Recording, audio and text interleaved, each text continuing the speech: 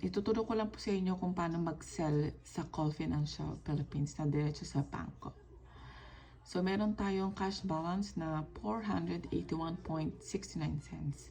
So, gusto ko lang sanang mag-sell. Gusto ko mag-cash out ng 350 pesos. So, pipindutin lang natin itong withdrawal request. Okay? So, ito po ang sabi is cut off for acceptance of withdrawal requests for same day.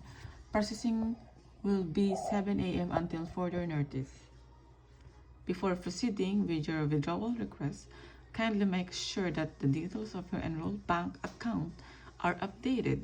The accuracy of these details is particularly important if you have chosen deposit to enrolled bank account as your preferred mode of release for the proceeds. You may view and amend your bank details by clicking the Home tab, then going to the Change Profile page. Okay? Click OK. So, ang plan ko is gusto kong mag-sell lang ng 350 pesos. Deposit to enrolled bank account, yes. Kung ano po ang ginamit yung bank account na pang-deposit, yun din po ang gagamitin yung account na pang-withdraw. Ne? Okay? So, yes. So, ito po ang aking bank account is Philippine National Bank. So, updated. Confirm. Confirm ko lang po. Submit. Then, for check up, hindi. No. No din po ito. No din po ito. Ne? Okay. Pinutin nyo lang po itong view reminder, sasabihin niya kung bakit po no. Basta kapag ginawa mong deposit to enroll bank, pagkalagay po ng enter password is i-confirm na po natin dito.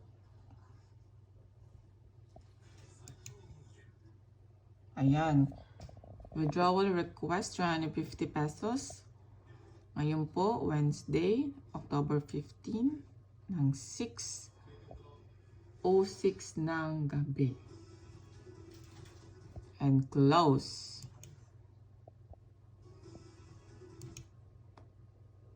Okay, maraming salamat po.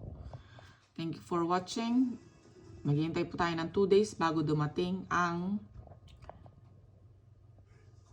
withdrawal ko. Bali, itong withdrawal na po itong i-withdraw ko is galing lang pong dividend to. Natanggap kong pera. Dividend. Thank you for watching. Maraming salamat. Bye-bye.